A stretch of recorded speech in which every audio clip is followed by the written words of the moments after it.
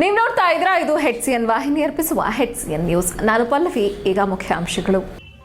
ರಾಜ್ಯದಲ್ಲಿ 2,500 ಮೆಗಾವ್ಯಾಟ್ ವಿದ್ಯುತ್ ಉತ್ಪಾದನೆ, ಖಾಸಗಿಯವರಿಂದ 10,000 ಬಂಡವಾಳ ಹೂಡಿಕೆಯಿಂದ ಸಚಿವ ಜಾರ್ಜ್.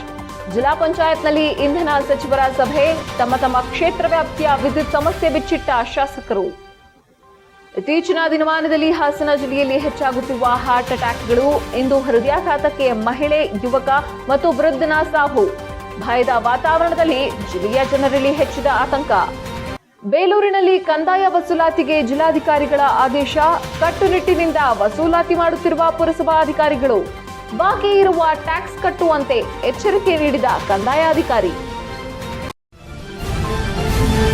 ಇಲಾಖೆಯಲ್ಲಿ ಸಮರ್ಪಕವಾಗಿ ಕರ್ತವ್ಯ ನಿರ್ವಹಿಸದ ಅಧಿಕಾರಿಗಳ ವಿರುದ್ಧ ಕ್ರಮ ಕೈಗೊಳ್ಳಲಾಗುವುದು ಎಂದು ಇಂಧನ ಸಚಿವ ಕೆಜೆ ಜಾರ್ಜ್ ಎಚ್ಚರಿಕೆ ನೀಡಿದ್ದಾರೆ. ಹಾಸನ ನಗರದ ಜಿಲ್ಲಾ ಪಂಚಾಯಿತಿಯಲ್ಲಿ ಇಂಧನ ಇಲಾಖೆಯ ಪ್ರಗತಿ ಪರಿಶೀಲನಾ ಸಭೆಯಲ್ಲಿ ಮಾತನಾಡಿದ ಅವರು, ಇಲಾಖೆಯ ಇಂಜಿನಿಯರ್ ಹಾಗೂ ಅಧಿಕಾರಿಗಳು ಜನರ ಹಾಗೂ ಜನಪ್ರತಿನಿಧಿಗಳ ಸಮಸ್ಯೆಗೆ ಸ್ಪಂದಿಸಬೇಕು.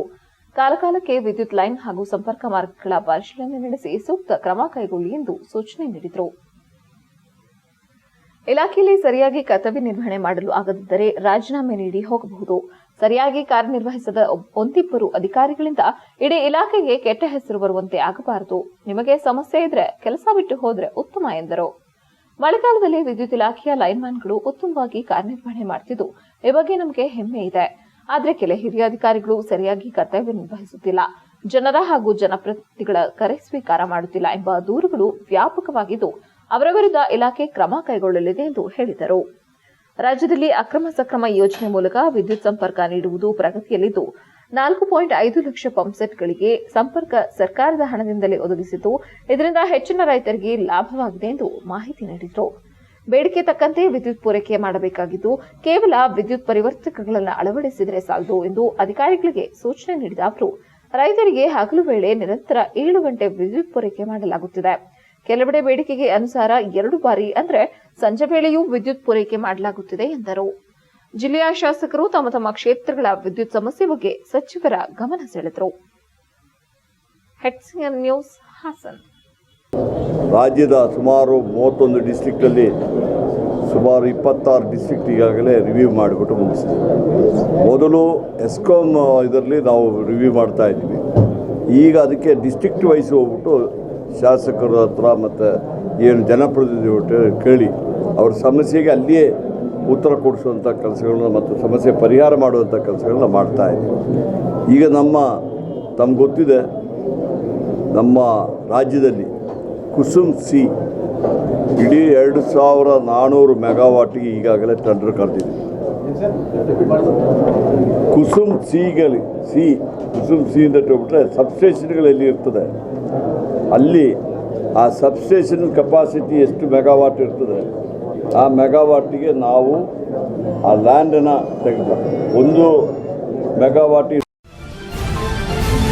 ಹಾಸನ ಜಿಲ್ಲೆಯಲ್ಲಿ ಹೃದಯಾಘಾತದ ಕಾರ್ಮೋಡ ಉಂಟಾಗಿ ಪ್ರತಿನಿತ್ಯ ಹಲವಾರು ಜನರು ಸಾವನ್ನಪ್ಪುತ್ತಿದ್ದು, ಕುಮಾರ್ ಅವರ ಪತ್ನಿ 50 ವರ್ಷದ BN ವಿಮಲಾ ಶುಕ್ರವಾರದಂದು ಬೆಳಗಿನ ಜಾವ 3 ಗಂಟೆಯ ವೇಳೆ ಮಲಗಿದ್ದ ಸ್ಥಳದಲ್ಲೇ ಹೃದಯಾಘಾತದಿಂದ ಸಾವನ್ನಪ್ಪಿರುವ ಘಟನೆ ನಗರದ ಸಮೀಪದ ದಾಸರಕೊಪ್ಪಲು ಬಳಿ ನಡೆದಿದೆ. ಹೃದಯಾಘಾತದಿಂದ ಸಾವನ್ನಪ್ಪಿದ BN ವಿಮಲಾ ಅವರ ಪತಿ ಕುಮಾರ್ ಮಾಧ್ಯಮದೊಂದಿಗೆ ಮಾತನಾಡಿ, ನನ್ನ ಪತ್ನಿ ವಿಮಲಾ ಅವರು ಮಲಗಿದ್ದವರು ಎದೆನೋವು ಎಂದು ಹೇಳಿ ಬೆಳಗಿನ ಜಾವ 3 ಗಂಟೆಯ ವೇಳೆ ಸಾವನ್ನಪ್ಪಿದ್ದಾರೆ. ಆಂಬ್ಯುಲೆನ್ಸ್ಗೆ ಕರೆ ಮಾಡಿದಾಗ ಅವರು ತಕ್ಷಣ ಬಂದಿದ್ದು, ಆದರೆ ಅಷ್ಟೊತ್ತಿಗೆ ದೇಹ ತಣ್ಣಗೆ ಆಗಿತ್ತು. ಆರೋಗ್ಯವಾಗಿಯೇ ಇದ್ದು ಯಾವ ಕಾಯಿಲೆ ಇರಲಿಲ್ಲ. ನನ್ನ ಹೆಂಡತಿಗೆ 50 ವರ್ಷ ವಯಸ್ಸಾಗಿದ್ದು 2 ಮಕ್ಕಳಿದ್ದಾರೆ. ಒಬ್ಬರು ಮೆಡಿಕಲ್ ಮತ್ತು ಇನ್ನೊಬ್ಬರು ಇಂಜಿನಿಯರ್ ಓದುತ್ತಿದ್ದಾರೆ ಎಂದರು. ಅಖಿಲ ಭಾರತ ವೀರಶೈವ ಮಂಡಳದ ತಾಲೂಕು ಅಧ್ಯಕ್ಷ ಕಟಾಯ ಶಿವಕುಮಾರ್ ಮಾಧ್ಯಮದೊಂದಿಗೆ ಮಾತನಾಡಿ, ಇತ್ತೀಚೆಗೆ ಜಿಲ್ಲೆಯಲ್ಲಿ ಹೃದಯಾಘಾತ ಎಂಬುದು ಬಹಳ ಹೆಚ್ಚಾಗಿದೆ. ಇದೊಂದು ದೊಡ್ಡ ಆಘಾತವಾಗಿದೆ. ವೀರಶೈವ ಲಿಂಗಾಯತ ಸಮಾಜದ ವಿಮಲಾ ಎಂಬುವರು ಶುಕ್ರವಾರ ಬೆಳಗಿನ ಜಾವದಲ್ಲಿ ಹೃದಯಾಘಾತವಾಗಿ ಮೃತಪಟ್ಟಿದ್ದಾರೆ. ಇಂತಹ ದುರಂತಗಳು ಜಿಲ್ಲೆಯೊಳಗೆ ಹೆಚ್ಚಾಗಿ ಅನೇಕರು ಚಿಕ್ಕ ವಯಸ್ಸಿನಲ್ಲಿಯೇ ಸಾಯುತ್ತಿದ್ದು, ಸರ್ಕಾರವು ಎಚ್ಚೆತ್ತುಕೊಂಡು ಇದಕ್ಕೆ ಸೂಕ್ತ ಕ್ರಮ ಕೈಗೊಂಡು ಹೃದಯಾಘಾತಕ್ಕೆ ಸೂಕ್ತ ಕಾರಣ ಹುಡುಕಿ ಸೂಕ್ತ ಚಿಕಿತ್ಸೆಗೆ ಮುಂದಾಗಬೇಕು ಎಂದು ಮನವಿ ಮಾಡಿದರು.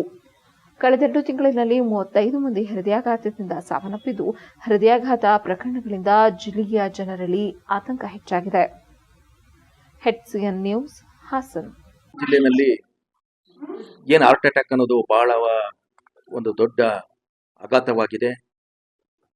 ಈಗಾಗಲೇ ನಮ್ಮ ವೀರಶೈವ ಲಿಂಗಾಯತ ಸಮಾಜದ ಮೀನಾಕ್ಷಿ ಅನ್ನೋರು ಸಹ, ವಿಮಲಾಕ್ಷಿ ಅವರು ಸಹ ರಾತ್ರಿ ನಿನ್ನೆ ಎದೆ ನೋವು ಕಾಣಿಸ್ಕೊಂಡು ರಾತ್ರಿ ಅಟ್ಯಾಕ್ ಆಗಿ ತೀರೋಗಿದ್ದಾರೆ. ಆಂಬ್ಯುಲೆನ್ಸ್ ಎಲ್ಲ ಬಂದರೂ ಸಹ ಅಷ್ಟೊಳಗೆ ಕರ್ಕೊಂಡೋದ್ರೊಳಗೆ ಇಲ್ಲೇ ತೀರೋಗಿದ್ದಾರೆ. ಇಂಥ ಒಂದು ದುರಂತಗಳು ಜಿಲ್ಲೆ ಒಳಗೆ ಭಾಳ ತುಂಬ ಜನ ಒಂದು ಚಿಕ್ಕ ವಯಸ್ಸಿನಲ್ಲಿ ಅಥವಾ 50 ವರ್ಷದ ಒಳಗಡೆ ಅಥವಾ 20 ವರ್ಷದ ಮೇಲ್ಗಡೆ ಈ ರೀತಿ ಸಾಯ್ತಾ ಇರೋದ್ರಿಂದ ಇದಕ್ಕೆ ಸರ್ಕಾರ ಸೂಕ್ತವಾದ ಇದೇನು ಕ್ರಮ, ಅದ್ರ ಬಗ್ಗೆ ಸರ್ಕಾರ ಕ್ರಮ ಕೈಗೊಳ್ಳಬೇಕು. ಇದ್ರ ಬಗ್ಗೆ ಆರೋಗ್ಯ ತನಿಖೆಯನ್ನು ಮಾಡಿಸ್ಬೇಕು, ಮತ್ತು ಹೆಚ್ಚಿನ ಚಿಕಿತ್ಸೆಗೆ ಹಾಗೂ ವಿಮಲಾಕ್ಷಿ ಅವರು ನಮ್ಮ ಪತ್ನಿ ನಿನ್ನೆ 3 ಗಂಟೆಯಲ್ಲಿ ಎದೆ ನೋವು ಅಂತ ಮಲಗಿದ್ರು. ಹಾಗೆ ಇದಾಗ್ಬಿಟ್ಟಿದೆ. 3 ಗಂಟೆ ನಿನ್ನೆ 3 ಗಂಟೆ. ಚೆನ್ನಾಗಿ ಇಲ್ಲ ಇಲ್ಲ, ಇವರು ಆಂಬ್ಯುಲೆನ್ಸ್ ಫೋನ್ ಮಾಡಿದ್ವಿ, ಅವ್ರು ಬಂದರು. ಮೈಯೆಲ್ಲ ತಣ್ಣಗಾಗ್ಬಿಟ್ಟಿತ್ತು. ಇದು ಹೋಗಿ ಸುಮಾರು ಹೊತ್ತಾಗ್ಬಿಟ್ಟಿದೆ, ಇಲ್ಲ ಅಂತ ಹೇಳಿ. ಇಲ್ಲ, ಮನೇಲಿ ಬೇಲೂರು ಪಟ್ಟಣದ ಪುರಸಭೆ ವತಿಯಿಂದ ಜಿಲ್ಲಾಧಿಕಾರಿಗಳ ಆದೇಶದ ಮೇರೆಗೆ ದೇವಸ್ಥಾನ ಮುಖ್ಯ ರಸ್ತೆಯ ಅಂಗಡಿ ಮನೆಗಳು ಸೇರಿದಂತೆ ಕಟ್ಟುನಿಟ್ಟಾಗಿ ಕಂದಾಯ ವಸೂಲಾತಿಯನ್ನ ಅಧಿಕಾರಿಗಳು ಮಾಡಿದ್ರು. ಈ ವೇಳೆ ಬೇಲೂರು ಪುರಸಭೆ ಕಂದಾಯ ಇಲಾಖೆ ಅಧಿಕಾರಿ ಗೋಪಿ ಮಾತನಾಡಿ, ಪುರಸಭೆ ವತಿಯಿಂದ ಪಟ್ಟಣದಲ್ಲಿ ಕಂದಾಯ ವಸೂಲಾತಿ ಮಾಡುತ್ತಿದ್ದು, ಪಟ್ಟಣದ ಅಭಿವೃದ್ಧಿ ಮತ್ತು ನಿರ್ವಹಣೆಗಾಗಿ ವಿವಿಧ ಮೂಲಗಳಿಂದ ಆದಾಯವನ್ನು ಸಂಗ್ರಹಿಸಲಾಗುತ್ತಿದೆ. ಇದರಲ್ಲಿ ಕಂದಾಯ ವಸೂಲಾತಿ ಜಿಲ್ಲಾಧಿಕಾರಿಗಳ ಆದೇಶದ ಮೇರೆಗೆ ಇಂದಿನಿಂದ ವಸೂಲಿಯನ್ನು ಕಟ್ಟುನಿಟ್ಟಾಗಿ ಮಾಡಲಾಗುತ್ತಿದೆ. ಬೇಲೂರು ಪಟ್ಟಣದ ನಾಗರಿಕರಿಂದ ಕಾನೂನುಬದ್ಧವಾಗಿ ಕಂದಾಯ ಸಂಗ್ರಹಿಸುವ ಜವಾಬ್ದಾರಿಯಿಂದ ಕರ್ತವ್ಯ ನಿರ್ವಹಿಸಲಿದ್ದೇವೆ. ಇದರ ಜೊತೆಯಲ್ಲಿ ನಮ್ಮ ಇಲಾಖೆ ಅಧಿಕಾರಿಗಳ ಜೊತೆ ಕಂದಾಯ ಪಾವತಿಸುವವರು ಸೌಜನ್ಯದಿಂದ ವ್ಯವಹರಿಸುವಂತೆ ಮತ್ತು ಕಂದಾಯ ನಿಯಮಗಳು, ಅದರ ಕಾರ್ಯವಿಧಾನಗಳ ಬಗ್ಗೆ ನಾವು ಅವರಿಗೆ ತಿಳಿ ಹೇಳಿ ಜಾಗೃತಿ ಮೂಡಿಸುವ ಕೆಲಸ ಮಾಡುತ್ತಿದ್ದೇವೆ ಎಂದರು. ನಂತರ ಬಿಲ್ ಕಲೆಕ್ಟರ್ ಗಣೇಶ್ ಮಾತನಾಡಿ, ಜಿಲ್ಲಾಧಿಕಾರಿ ಹಾಗೂ ಕಂದಾಯ ಇಲಾಖೆ ಅಧಿಕಾರಿಗಳ ಆದೇಶದ ಮೇರೆಗೆ ಇಂದು ಎಲ್ಲೆಲ್ಲಿ ಬಾಕಿ ಇರುವ ಕಂದಾಯ ಕಟ್ಟುವುದು ಅಲ್ಲಿ ತೆರಳಿ ಆದಷ್ಟು ಬೇಗ 2 ದಿನಗಳಲ್ಲಿ ಕಂದಾಯ ಕಟ್ಟುವಂತೆ ಎಚ್ಚರಿಕೆ ನೀಡಿದ್ದೇವೆ. ಸಂಗ್ರಹಿಸಿದ ಸಮಗ್ರ ದಾಖಲೆಗಳನ್ನು ನಿಖರವಾಗಿ ನಿರ್ವಹಿಸಲಾಗುತ್ತದೆ. ಬಾಕಿ ಇರುವ ಕಂದಾಯ ವಸೂಲಿ ಮಾಡಲು ಕಾನೂನು ಕ್ರಮ ಕೈಗೊಳ್ಳಲಾಗುವುದು. ಬಂದಂತಹ ಕಂದಾಯ ವಸೂಲಿ ಪುರಸಭೆಯ ಸುಗಮ ಕಾರ್ಯನಿರ್ವಹಣೆ, ರಸ್ತೆ ನಿರ್ಮಾಣ, ಸ್ವಚ್ಛತೆ, ನೀರು ಸರಬರಾಜು, ಒಳಚರಂಡಿ ಸೇರಿದಂತೆ ಮುಂತಾದ ಪಟ್ಟಣದ ಅಭಿವೃದ್ಧಿ ಕಾರ್ಯಗಳಿಗೆ ಬಳಸಲಾಗುತ್ತದೆ ಎಂದರು.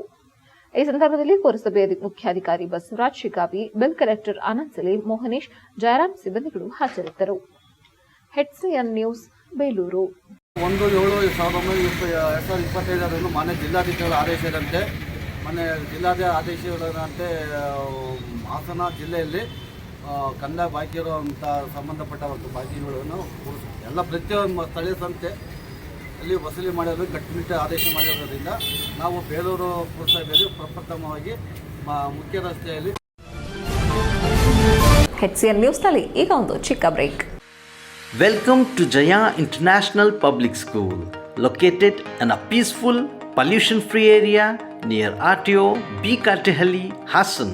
Our experienced teachers use innovative methods to make learning engaging, providing personalized attention to each student. Each day begins with meditation and yoga for physical and mental well-being. Our assemblies combined learning and fun through inspiration, presentation. We offer specialized classes in abacus, Vedic math and presentation for NEET and JEE.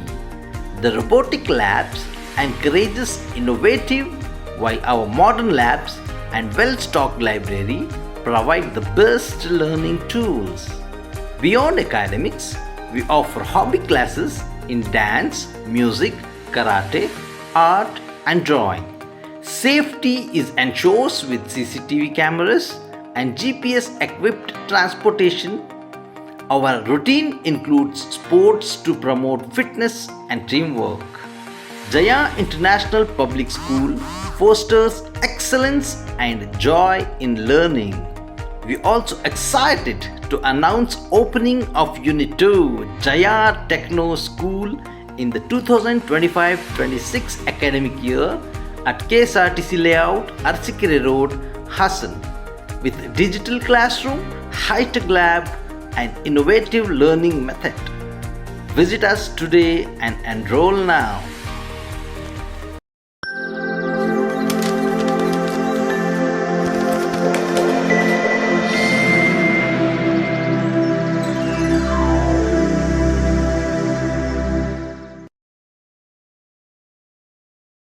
ಬ್ರೇಕ್ನ ನಂತರ HCN ನ್ಯೂಸ್ಗೆ ಮತ್ತೊಮ್ಮೆ ಸ್ವಾಗತ. ಹಾಸನ ಜಿಲ್ಲೆಯಲ್ಲಿ ಹಲವಾರು ಯುವ ಜನತೆ ಹೃದಯಾಘಾತದಿಂದ ಮರಣ ಹೊಂದಿರುವುದನ್ನು ಇತ್ತೀಚೆಗೆ ವರದಿಯಾಗುತ್ತಿದೆ. ಇದೀಗ 21 ವರ್ಷದ ಯುವಕ ಹೃದಯಾಘಾತಕ್ಕೆ ಬಲಿಯಾಗಿದ್ದಾನೆ.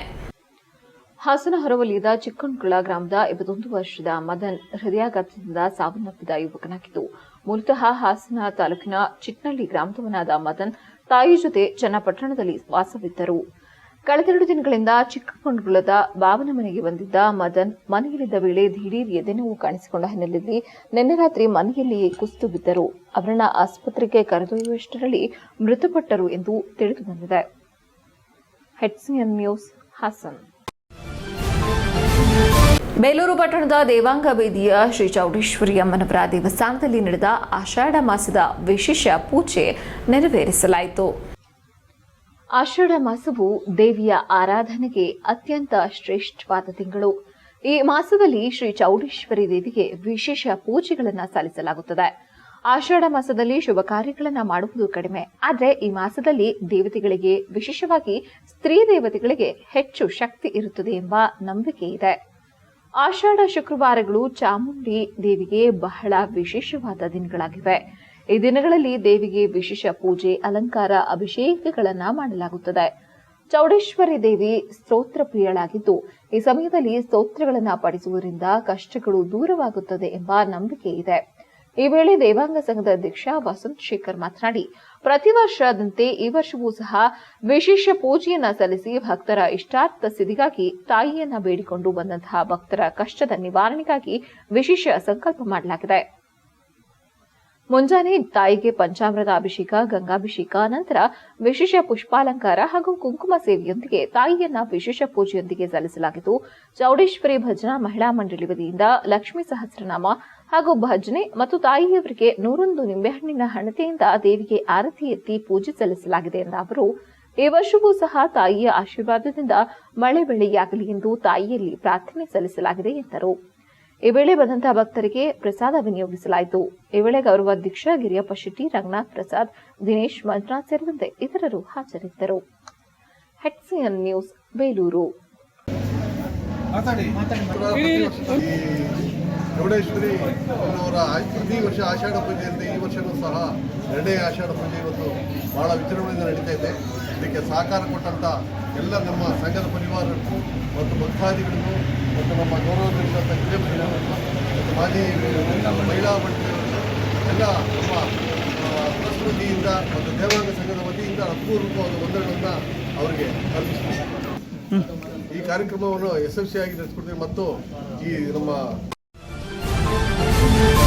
ಕೇಂದ್ರದ ಬಿಜೆಪಿ ಸರ್ಕಾರ ಜಾರಿಗೆ ತಂದಿರುವ ವಕ್ಫ್ ತಿದ್ದುಪಡಿ ಮಸೂದೆಯನ್ನು ವಿರೋಧಿಸಿ ಶುಕ್ರವಾರದಂದು ಹಾಸನ ಜಿಲ್ಲಾ ಮಸೀದಿಗಳಲ್ಲಿ all India Muslim personal law ಬೋರ್ಡ್ನಿಂದ ಶಾಂತಿಯುತ ಮಾನವ ಸರಪಳಿ ನಿರ್ಮಿಸಿ ಪ್ರತಿಭಟನೆ ನಡೆಸಲಾಯಿತು.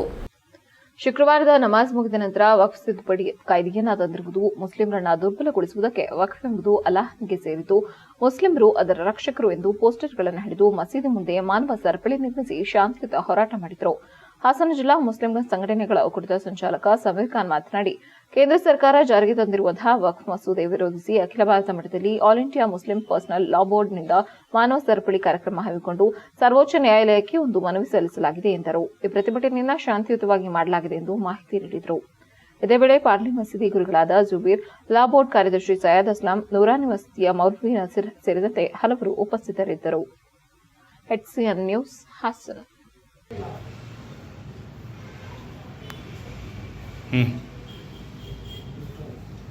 ಕೇಂದ್ರ ಸರ್ಕಾರ ಜಾರಿಗೆ ತಂದಿರುವಂತಹ ವಕ್ಫ್ ಮಸೂದೆಯನ್ನು ವಿರೋಧಿಸಿ ಇಂದು ಅಖಿಲ ಭಾರತ ಮಟ್ಟದಲ್ಲಿ ಮುಸ್ಲಿಂ ಪರ್ಸನಲ್ ಲಾ ಬೋರ್ಡ್ ವತಿಯಿಂದ ಮಾನವ ಸರಪಳಿ ಕಾರ್ಯಕ್ರಮವನ್ನು ಹಮ್ಮಿಕೊಂಡಿದ್ದು, ಈ ದಿನ ಎಲ್ಲ ಮಸೀದಿಗಳಲ್ಲೂ ಏನು ವಕ್ಫ್ ಕಾಯ್ದೆಯನ್ನು ಕೇಂದ್ರ ಸರ್ಕಾರ ಜಾರಿಗೆ ತಂದಿದೆ ಇದನ್ನು ವಿರೋಧಿಸಿ ಮಾನವ ಸರಪಳಿಯ ಮುಖಾಂತರ ಕೇಂದ್ರ ಸರ್ಕಾರ ಮತ್ತು ರಾಷ್ಟ್ರಪತಿಗಳಿಗೆ ಮಾನ್ಯ ಸರ್ವೋಚ್ಚ ನ್ಯಾಯಾಲಯಕ್ಕೆ ನಾವೊಂದು ಮನವಿಯನ್ನು ಸಲ್ಲಿಸಿದ್ದೀವಿ.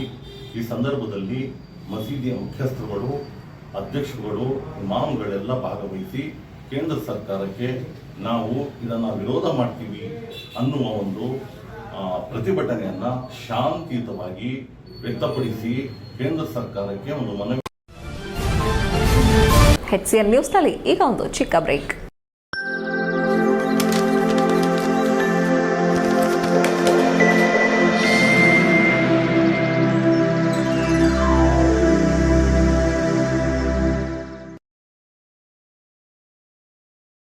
ಬ್ರೇಕ್ನ ನಂತರ HCN ನ್ಯೂಸ್ಗೆ ಮತ್ತೊಮ್ಮೆ ಸ್ವಾಗತ. ಭೂಸ್ವಾಧೀನಕ್ಕೆ ಸಂಬಂಧಿಸಿದಂತೆ ಈಗಾಗಲೇ ಅಂತಿಮ ಅಧಿಸೂಚನೆಯಾಗಿದ್ದು, ಈ ಬಗ್ಗೆ ಇರುವ ಕಾನೂನು ತೊಡಕುಗಳನ್ನು ನಿವಾರಿಸಿ ರೈತರ ಸಭೆ ಕರೆಯಲಾಗುವುದೆಂದು ಮುಖ್ಯಮಂತ್ರಿ ಸಿದ್ದರಾಮಯ್ಯ ತಿಳಿಸಿದರು. ಜುಲೈ 4ರಂದು ದೇವನಹಳ್ಳಿ ಚನ್ನರಾಯಪಟ್ಟಣದ ರೈತ ಹೋರಾಟಗಾರರು, ಸ್ಥಳೀಯ ಮುಖಂಡರು ಹಾಗೂ ಹೋರಾಟ ಒಕ್ಕೂಟದ ಮುಖಂಡರೊಂದಿಗೆ ಸಭೆ ನಡೆಸಿದ ನಂತರ ಮಾಧ್ಯಮದೊಂದಿಗೆ ಮಾತನಾಡಿದರು. ಈ ಸಂಬಂಧ ಕಾನೂನು ಸಮಸ್ಯೆ ನಿವಾರಿಸಲು ಸರ್ಕಾರಕ್ಕೆ 10 ದಿನಗಳ ಕಾಲಾವಕಾಶ ಬೇಕಿದ್ದು, ಈ ಬಗ್ಗೆ ಸೂಕ್ತ ತೀರ್ಮಾನ ಕೈಗೊಂಡು ಜುಲೈ 15ರಂದು ರೈತ ಹೋರಾಟಗಾರರೊಂದಿಗೆ ಸಭೆ ನಡೆಸಲು ತೀರ್ಮಾನಿಸಲಾಗಿದೆ ಎಂದರು. ಎಂಎಲ್ಸಿ ರವಿಕುಮಾರ್ ಅವರು ಸರ್ಕಾರದ ಮುಖ್ಯ ಕಾರ್ಯದರ್ಶಿಯವರ ಬಗ್ಗೆ ಅವಹೇಳನಕಾರಿ ಹೇಳಿಕೆ ನೀಡಿದ ಬಗ್ಗೆ ಪ್ರತಿಕ್ರಿಯೆ ನೀಡುತ್ತಾ ಅವರ ವಿರುದ್ಧ ಪ್ರಕರಣ ದಾಖಲಾಗಿದ್ದು ಸೂಕ್ತ ಪೊಲೀಸ್ ಕ್ರಮ ಕೈಗೊಳ್ಳಲಾಗುವುದು ಎಂದು ತಿಳಿಸಿದರು. HCN news Bengaluru. ಆದರೆ ಇವತ್ತು ಫೈನಲ್ ನೋಟಿಫಿಕೇಶನ್ ಆಗ್ತಿದೆ.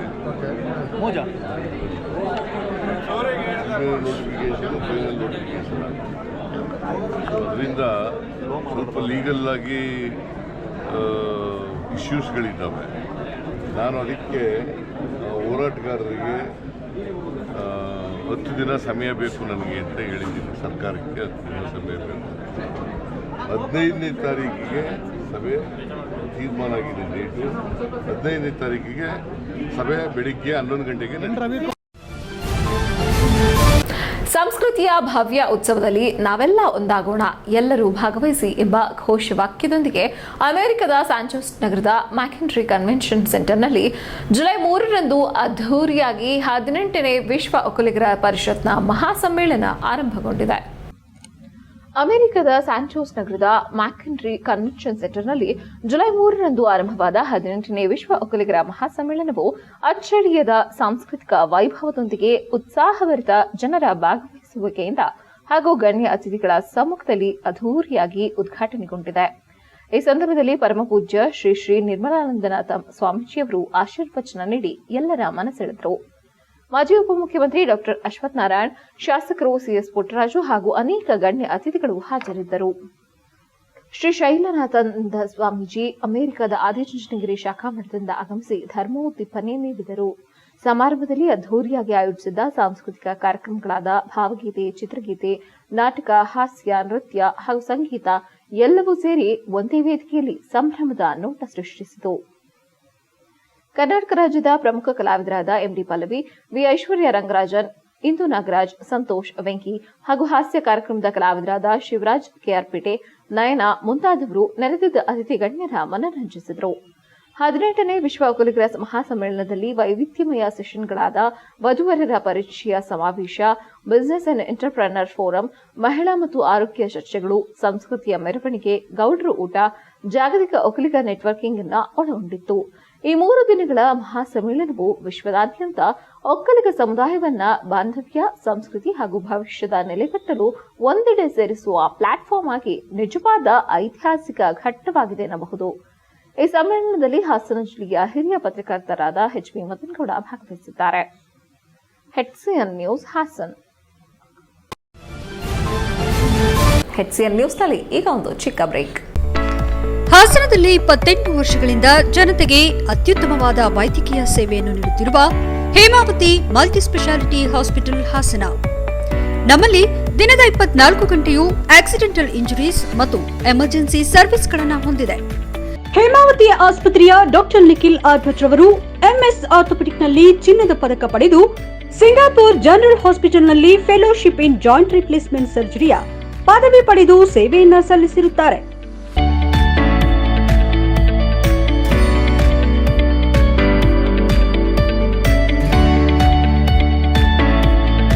ನಮ್ಮಲ್ಲಿ ಆಂಬ್ಯುಲೆನ್ಸ್ ಸೇವೆಯೂ ಲಭ್ಯ. ಇನ್ನೇಕೆ ತಡ, ನೀವು ಯಾವುದೇ ಮೂಳೆ ಸಮಸ್ಯೆ ಹೊಂದಿದ್ದರೆ ಹಿಂದೆ ಭೇಟಿ ನೀಡಿ ಹೇಮಾವತಿ ಮಲ್ಟಿಸ್ಪೆಷಾಲಿಟಿ ಹಾಸ್ಪಿಟಲ್, ಉತ್ತರ ಬಡಾವಣೆ, ಹಾಸನ. ಬ್ರೇಕ್ನ ನಂತರ HCN ನ್ಯೂಸ್ಗೆ ಮತ್ತೊಮ್ಮೆ ಸ್ವಾಗತ.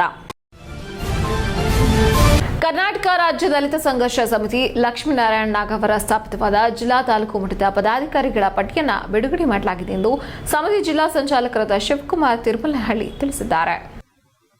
ಹಾಸನದಲ್ಲಿ ಬುಧವಾರ ಮಾತನಾಡಿ, ರಾಜ್ಯ ಸಮಿತಿಯ ಆದೇಶದ ಮೇರೆಗೆ ರಾಜ್ಯ ಮುಖಂಡರಾದ ಜಾನಕಿ ಲಕ್ಷ್ಮೀನಾರಾಯಣ ನಾಗಾವರ, ರಾಜ್ಯ ಕಾರ್ಯಕಾರಿ ಸಂಚಾಲಕ ಜೀವನಹಳ್ಳಿ ವೆಂಕಟೇಶ್, ರಾಜ್ಯ ಸಂಘಟನಾ ಸಂಚಾಲಕ ರಾಜಶೇಖರ್ ಕೋಟೆ ಮತ್ತು ರಾಜ್ಯ ಮುಖಂಡರಾದ ಮೈಸೂರು ದೇವನಹಳ್ಳಿ ವೆಂಕಟೇಶ್ ಅವರ ಆದೇಶದಂತೆ ಪಟ್ಟಿ ಬಿಡುಗಡೆ ಮಾಡಲಾಗಿದೆ. ಹಾಸನ ತಾಲೂಕು ಅಧ್ಯಕ್ಷರಾಗಿ ಗುಡದ ತೇರಣ್ಯ ಯೋಗೇಶ್, ಅರಸೀಕೆರೆ ತಾಲೂಕು ಅಧ್ಯಕ್ಷರಾಗಿ ಅರಕೆರೆ ಮಧುಸೂದನ್, ಚನ್ನರಾಯಪಟ್ಟಣ ತಾಲೂಕು ಅಧ್ಯಕ್ಷರಾಗಿ ರೀತಾ, ಬೇಲೂರು ತಾಲೂಕು ಅಧ್ಯಕ್ಷರಾಗಿ ಮಹೇಶ್ ಮತ್ತು ಅರಸೀಕೆರೆ ತಾಲೂಕು ಸಂಘಟನಾ ಸಂಚಾಲಕರಾಗಿ ಜಾವಗಲ್ ಮೋಹನ್ ಕುಮಾರ್ ಹಾಗೂ ಹಾಸನ ಸಂಘಟನಾ ಸಂಚಾಲಕರಾಗಿ ಮೈಲಹಳ್ಳಿ ಮಲೇಶ್ ಇವರನ್ನ ನೇಮಕ ಮಾಡಲಾಗಿದೆ.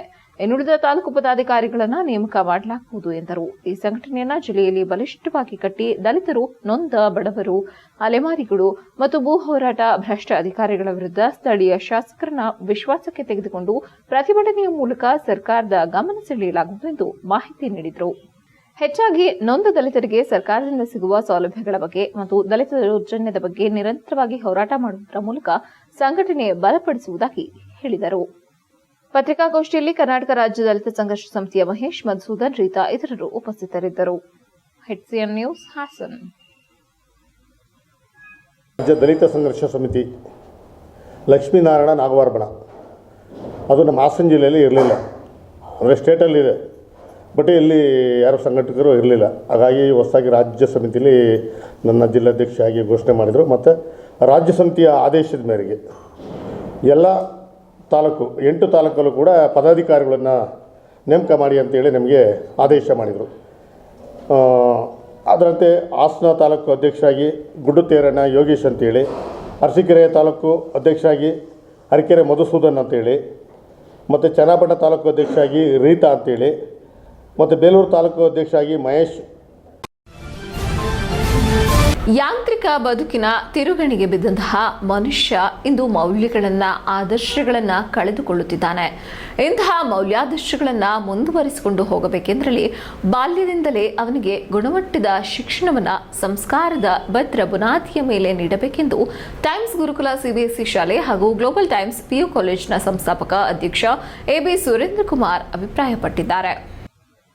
ಹಾಸನ ನಗರದ MG ರಸ್ತೆಯಲ್ಲಿರುವಂತಹ ಶ್ರೀ ಗುರು ರಾಘವೇಂದ್ರ ಮಠದಲ್ಲಿ ಶಾಲಾ ವತಿಯಿಂದ ಆಯೋಜಿಸಲಾಗಿದ್ದಂತಹ ಶಿಶುಪಾಯನ ಸಂಸ್ಕಾರಂ ಎಂಬ ವಿನೂತನ ಕಾರ್ಯಕ್ರಮವನ್ನು ಉದ್ಘಾಟಿಸಿ ಮಾತನಾಡುತ್ತಿದ್ದರು. ಕೇವಲ ಅಂಕಗಳಿಗೆ ಅಷ್ಟೇ ಮಕ್ಕಳನ್ನ ಅಣಿಗೊಳಿಸುವುದನ್ನು ಬಿಟ್ಟು ಆದರ್ಶ ಗಳಿಕೆಯನ್ನ ಗುರಿಯಾಗಿಸಿಕೊಂಡು ಮುಂದುವರಿಯಬೇಕಾದಲ್ಲಿ ಶಿಕ್ಷಣವನ್ನ ಸಂಸ್ಕಾರದ ಅಡಿಪಾಯದ ಮೇಲೆ ನೀಡಬೇಕೆಂದು ಹೇಳಿದರು. ಜೊತೆಯಲ್ಲಿ ತಂದೆ ತಾಯಿಗಳು ಮೊಬೈಲ್ ಬಳಕೆಯನ್ನ ಕಡಿಮೆಗೊಳಿಸಿ ಮಕ್ಕಳಿಗೂ ಸಹ ಪುಸ್ತಕಗಳನ್ನು ಓದುವ ಅಭಿರುಚಿಯನ್ನ ಚಿಕ್ಕಂದಿನಿಂದಲೇ ರೂಢಿಸಿಕೊಂಡು ಬಂದಲ್ಲಿ ಚಿಕ್ಕ ಚಿಕ್ಕ ಮಕ್ಕಳಲ್ಲಿ ದೊಡ್ಡ ಮಟ್ಟದ ಆದರ್ಶದ ಬೇರುಗಳನ್ನು ಬೆಳೆಸಲು ಸಹಾಯಕವಾಗುತ್ತದೆ. ಆದುದರಿಂದ ಪೋಷಕರು ಮಕ್ಕಳ ಮೇಲೆ ಹೆಚ್ಚಿನ ಒತ್ತಡವನ್ನು ಹಾಕದೆ ಕಲಿಕೆಯೆಡೆಗೆ ಮಕ್ಕಳನ್ನ ಪ್ರೇರೇಪಿಸಬೇಕು ಎಂದು ನುಡಿದರು. ಟೈಮ್ಸ್ ಗುರುಕುಲ ವಿದ್ಯಾಸಂಸ್ಥೆಯು ಇಡೀ ಶೈಕ್ಷಣಿಕ ವರ್ಷದಲ್ಲಿ ಮಗುವಿನ ಮನಸ್ಸಲ್ಲಿ ಆತ್ಮೀಯತೆಯ ಸೆಳಕುಗಳನ್ನು ಸೃಷ್ಟಿಸಲು ಹೆಚ್ಚು ಹೊತ್ತನ್ನು ನೀಡುತ್ತದೆ ಎಂದರು. 2025-26 ಶೈಕ್ಷಣಿಕ ಅವಧಿಯಲ್ಲಿ ಹಾಸನ ಜಿಲ್ಲೆಯಲ್ಲಿಯೇ ಅತಿ ಹೆಚ್ಚು ವಿದ್ಯಾರ್ಥಿಗಳನ್ನು ದಾಖಲಿಸಿಕೊಂಡ ಕೀರ್ತಿ ಟೈಮ್ಸ್ ಗುರುಕುಲ CBSE ಶಾಲೆ ಸತಿಮಂಗಲಕ್ಕೆ ಸಲ್ಲುತ್ತದೆ. ಈ ನಿಟ್ಟಿನಲ್ಲಿ ವಿದ್ಯಾಸಂಸ್ಥೆ ಮೇಲೆ ನಂಬಿಕೆ ಇಟ್ಟು ದಾಖಲಿಸಿದ ಎಲ್ಲಾ ಪೋಷಕರನ್ನ ಅಭಿನಂದಿಸಿದ ಅಧ್ಯಕ್ಷರು ಮುಂಬರುವ ದಿನಗಳಲ್ಲಿ ಕಡಿಮೆ ವೆಚ್ಚದಲ್ಲಿ ಗುಣಮಟ್ಟದ ಶಿಕ್ಷಣವನ್ನು ನೀಡುವ ತಮ್ಮ ಸಂಕಲ್ಪವನ್ನ ಮತ್ತಷ್ಟು ದೃಢಗೊಳಿಸಿಕೊಂಡರು. ಆಗಮಿಕರಾಗಿ ಆಗಮಿಸಿದ ಪ್ರಕಾಶ್ ನೇತೃತ್ವದಲ್ಲಿ ಅಕ್ಷರಾಭ್ಯಾಸ ಕಾರ್ಯಕ್ರಮವು ಅತ್ಯಂತ ಶ್ರದ್ಧಾಭಕ್ತಿಯೊಡನೆ ಆರಂಭವಾಯಿತು. ನೆರೆದಿದ್ದ ಎಲ್ಲ ಪೋಷಕರು ಸಂಸ್ಥೆಯ ನಡೆಯನ್ನ ಕೊಂಡಾಡಿದರು. ಅಕ್ಷರಾಭ್ಯಾಸವನ್ನ ಮಾಡಿಸಿಕೊಂಡ ನೂರಾರು ವಿದ್ಯಾರ್ಥಿಗಳನ್ನ ಶ್ರೀ ಗುರು ರಾಘವೇಂದ್ರ ಮಠದ ಪ್ರಧಾನ ಅರ್ಚಕರು ಆಶೀರ್ವದಿಸಿದರು. HCN news, Haasan. ಕೊನೆಯಲ್ಲಿ ಮತ್ತೊಮ್ಮೆ ಮುಖ್ಯಾಂಶಗಳು. ರಾಜ್ಯದಲ್ಲಿ 2,500 ಮೆಗಾವ್ಯಾಟ್ ವಿದ್ಯುತ್ ಉತ್ಪಾದನೆ, ಖಾಸಗಿಯವರಿಂದ 10,000 ಬಂಡವಾಳ ಹೂಡಿಕೆಯಿಂದ ಸಚಿವ ಜಾರ್ಜ್. ಜಿಲ್ಲಾ ಪಂಚಾಯತ್ನಲ್ಲಿ ಇಂಧನ ಸಚಿವರ ಸಭೆ, ತಮ್ಮ ಕ್ಷೇತ್ರ ವ್ಯಾಪ್ತಿಯ ವಿದ್ಯುತ್ ಸಮಸ್ಯೆ ಬಿಚ್ಚಿಟ್ಟ ಶಾಸಕರು. ಇತ್ತೀಚಿನ ದಿನಮಾನದಲ್ಲಿ ಹಾಸನ ಜಿಲ್ಲೆಯಲ್ಲಿ ಹೆಚ್ಚಾಗುತ್ತಿರುವ ಹಾರ್ಟ್ ಅಟ್ಯಾಕ್ಗಳು, ಇಂದು ಹೃದಯಾಘಾತಕ್ಕೆ ಮಹಿಳೆ, ಯುವಕ ಮತ್ತು ವೃದ್ಧನ ಸಾವು. ಭಯದ ವಾತಾವರಣದಲ್ಲಿ ಜಿಲ್ಲೆಯ ಜನರಲ್ಲಿ ಹೆಚ್ಚಿದ ಆತಂಕ. ಬೇಲೂರಿನಲ್ಲಿ ಕಂದಾಯ ವಸೂಲಾತಿಗೆ ಜಿಲ್ಲಾಧಿಕಾರಿಗಳ ಆದೇಶ, ಕಟ್ಟುನಿಟ್ಟಿನಿಂದ ವಸೂಲಾತಿ ಮಾಡುತ್ತಿರುವ ಪುರಸಭಾಧಿಕಾರಿಗಳು. ಬಾಕಿ ಇರುವ ಟ್ಯಾಕ್ಸ್ ಕಟ್ಟುವಂತೆ ಎಚ್ಚರಿಕೆ ನೀಡಿದ ಕಂದಾಯಾಧಿಕಾರಿ. ಇಷ್ಟೊತ್ತು ನೀವು ನೋಡಿದ್ದು ಹಾಸನದ ಸುದ್ದಿ ಅಂದರೆ HCN ನ್ಯೂಸ್.